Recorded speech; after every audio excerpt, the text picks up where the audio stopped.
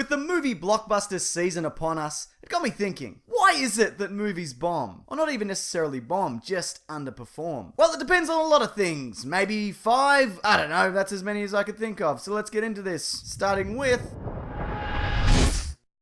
Let's do a test. This is a test for you. Get ready. Hope you're prepared for this test I just made up off the top of my head. Okay, so this here is a pretty good horse. And this is a different horse that doesn't look like as good of a horse. Which horse is the best horse? It's actually this one, because the first horse is full of bees. It's a bloody bee-filled horse, mate. The very obvious point I'm trying to make here is that you don't want to hire an actor or a director who's the cinematic equivalent of a good-looking horse that's actually filled with bees. Studios occasionally might say back who they think is going to be the next big thing. And sometimes this pays off and you get yourself a Channing Tatum. But other times, you land yourself a Taylor Kitsch. Here's a list of actors that can arguably not carry a movie anymore or never really could. Bearing in mind, I'm not saying that these are bad actors, just not box office draws, unless they're part of a big franchise or a larger ensemble cast. Sam Worthington, Eddie Murphy, Adam Sandler, Katherine Heigl. Actually, both these guys here, both of them terrible, no good. Johnny Depp, depending on hat. Jeremy Renner, Ryan Reynolds. As I said, this also applies to big name directors, or at least one specifically. Yeah, you know who you are. So I guess what I'm saying is, Taylor Kitsch is almost certainly, literally filled with bees. Now, this argument doesn't specifically apply to westerns, though I guess it does at this point in cinematic history. Studios, every now and then, will roll the dice on an unpopular genre, and the result is A, it doesn't bring anything new to the table and no one sees it, or B, it does bring something new to the table, but nobody wants to see that thing at the moment because they think it's completely played out. Westerns is an example of a style that's fallen well out of favour. And with the exception of a few, including Django Unchained, we've gotten misfires like The Lone Ranger, Cowboys and Aliens, Jonah Hex, A Million Ways to Blah-Diddy. So unless you're Quentin Tarantino, which I'd hazard a bet you probably aren't, maybe lay off the westerns. Unless you are Quentin Tarantino, in which case, oh my god, I loved Inglourious Basterds, and every time I see you, I can't stop thinking about how big your head is. What is going on there? Look at it! I don't understand it.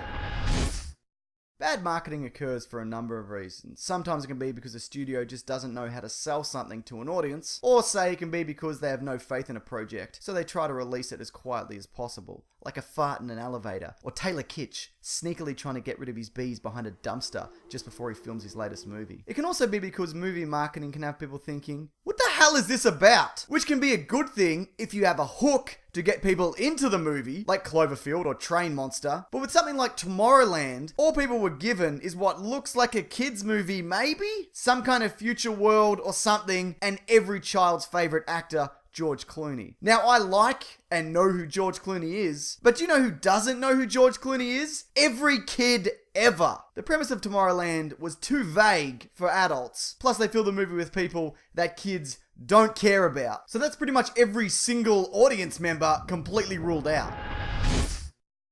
Word of mouth will sink a movie faster than you can say, wait, Adam Sandler's making a western. That's two things I said shouldn't be a thing. Often movies will open strong and then bad Twitter buzz and general word of mouth, which is apparently still the most damning form of communication, will ensure that a movie or franchise or whatever is dead. Two examples of this are Superman Returns and The Hulk. Now, neither of these lost money, but they were the last in their retrospective series.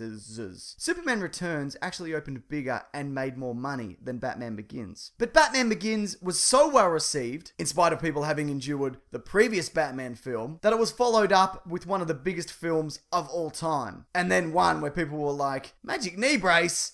What? Basically, people saying to other people, I saw this movie and it was horrible, is a massive kick to a movie's cinematic balls. Like what happened with the Total Recall reboot, and the Wolfman reboot, and the Friday the 13th reboot. Psst, I've just made a point that's going to cleverly segue into my next point.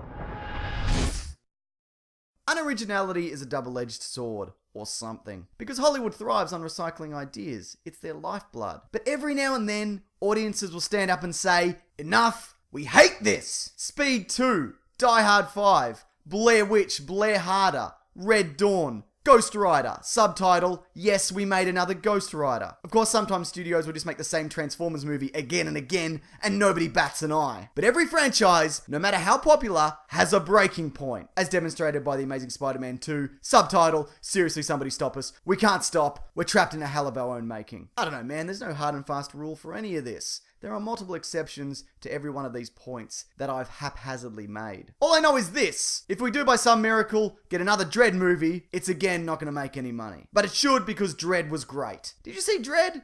You should go watch Dredd. Thanks everyone. Now if you liked this, maybe you like this video, great moments in bad comic book movies. Or even this one, 50 Jurassic Park facts. Also have a podcast that you might like. It's called The Weekly Planet and it comes out every Monday, courtesy of the terrific comicbookmovie.com. I'll link all that stuff I said below and at the end of this video. But what do you think is the number one reason that movies bomb? Is it because they aren't very good? I probably should have included that as a point. Ah well, can't go back now. Well I can, but I'm not going to. In your face.